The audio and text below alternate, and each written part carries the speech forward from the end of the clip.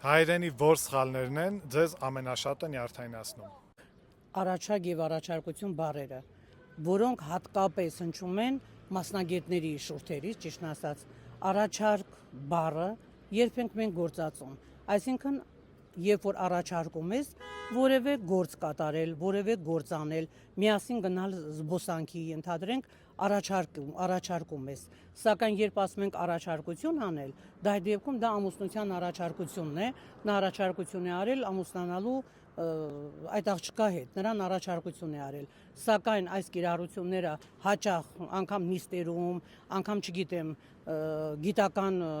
զրույցների ժամանակ, չգիտես ինչու մասնագետները առաջարկի փոխարեն գործածում են առաջարկություն բառը, սրանք հարանուն բառեր են, որոնք խոսքային տարբեր միջավայրերում պետք է գործածել եւ նրանց կապակցելիությունները այլ բառերի հետ բնականաբար խիստ տարբեր են, պետք է ընտրել համապատասխան խոսքային միջավայր եւ կիրառել համապատասխան խոսքային միջավայրում։